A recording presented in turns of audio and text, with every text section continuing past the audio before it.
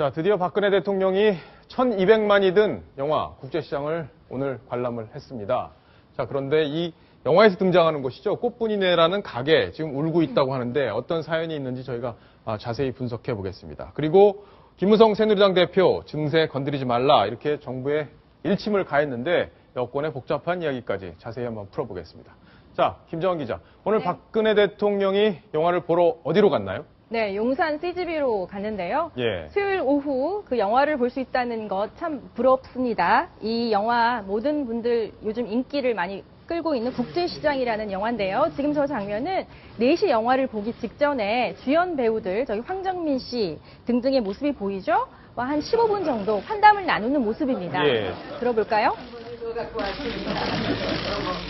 감동적인 장면이 많다고 해서 직접 이렇게 출연 나오신 입장에서 어떤 소감을 갖고 계십니까?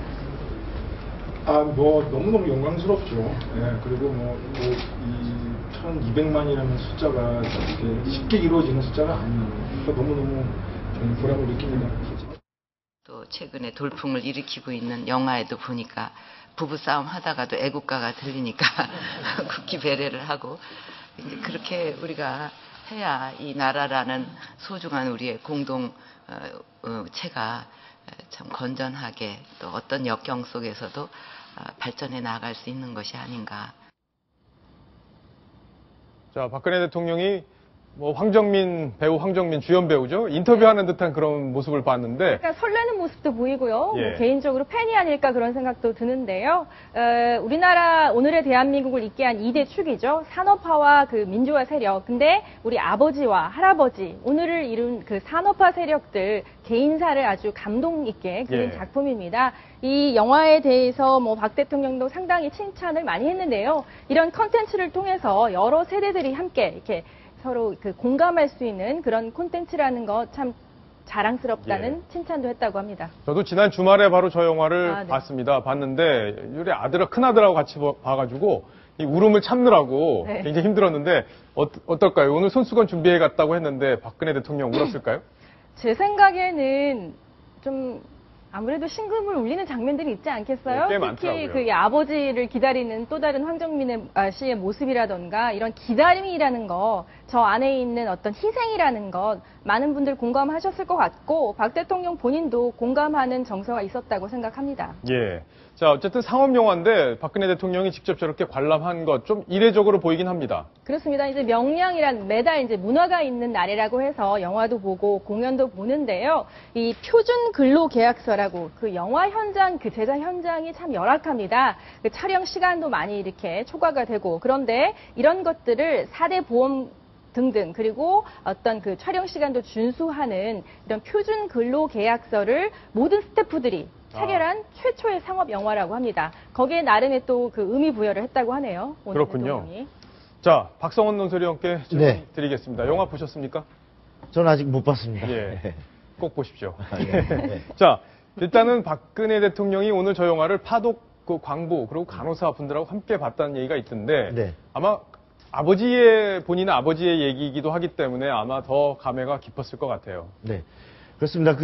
우리가 알다시피 1964년에 박정희 대통령이 서독을 방문했습니다. 예. 당시 이제 말하자면 경제 개발에 필요한 차관을 얻으러 간 방문이었는데 당시 파독 우리 광부들 그리고 또 간호사들이 당시 이제 현지에서 많은 애를 쓰면서 달러를 벌어서 말하자면 국내에서 송금을 해줬는데 당시에 이 파독 광부들을 위로하는 이러한 자리 또 간호사들을 위로하는 자리가 있었습니다. 특히 이제 함보른 광산이라고 예. 당시 12월 10일, 64년 12월 10일에 함보른 광산을 방문했다가 그 광부들하고 또 현재 있는 또 간호사들하고 해서 초청해서 말하자면 같이 이렇게 자리가 있었는데 네. 그 행사장에서 누군가 모르게 먼저 애국가를 부르기 시작했고 이것을 전부 따라다 부르면서 그 고생하는 광부들을 생각하면서 박 대통령 내외가 유교사도 손수건을 꺼내서 훔치고 눈물을 흘리면서 전체가 합창이 울음바다로 이렇게 변했던 예. 그런 일이 있습니다. 아마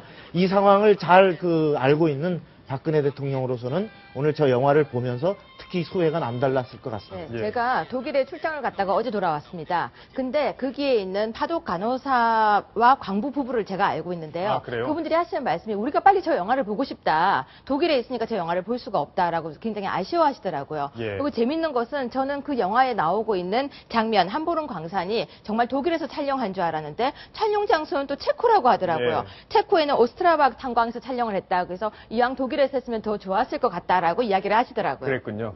자, 영화 얘기로 조금 더 들어가 보겠습니다. 이도현 차장이 좀 설명을 해주셨으면 좋겠는데, 영화에 보면 왜 그 시장 한가운데 꽃분이네가 그 주연들이 생계를 유지하는 공간이잖아요. 이 꽃분이네가 결국에는 길거리로 나앉게 생겼다 이런 얘기들이 좀 나오고 있던데. 예, 영화가 흥행을 거뒀지만 정작 이 영화를 위해서 장소를 빌려줬던 국제시장 내 꽃분이네 이 가게는 문을 닫게 될 판이라고 해서 많은 분들이 좀 안타까워하고 있는데요.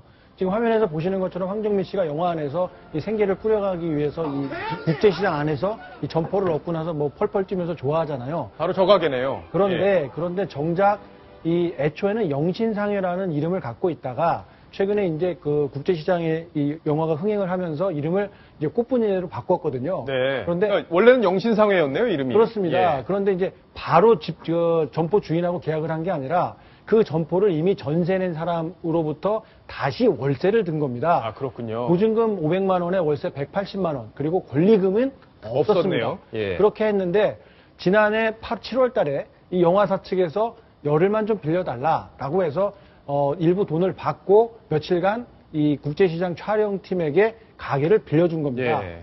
뭐 이렇게까지 대박이 날 줄 몰랐겠죠. 그랬죠. 자, 그리고 나서 영화가 예. 이제 대박이 나죠.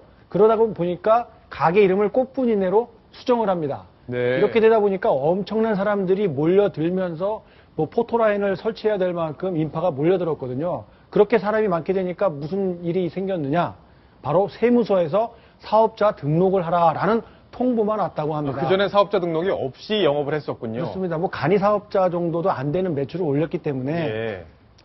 따로 사업자 등록을 하지 않았지만 세무서에서 이런 통보를 받았고요. 또 여기에서 끝난 게 아닙니다.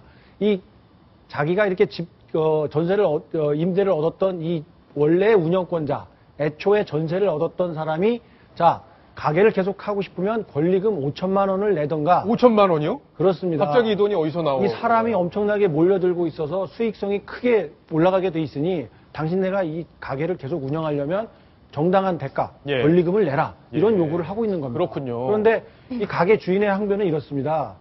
사람들은 많이 오지만 물건을 사는 사람들이 아니다. 그저 가게 앞에 와서 간판을 배경으로 사진만 찍고들 돌아갈 뿐이고 내 허리띠와 각종 자파 이런 것들은 팔리지 않고 있다. 네. 그런데 어떻게 5천만 원의 권리금을 내겠느냐? 나는 더 이상 가게를 할 수 없다 하면서 폐업을 결정했다고 합니다. 그렇군요. 자, 이 어렵게 폐업을 결정한 꽃분이네 주인, 바로 신미란 씨인데요. 저희가 직접 한번 그 목소리를 들어보시겠습니다. 그분들이 저희 양말이든 벨트든 사가시면 정말 떼돈 벌겠죠.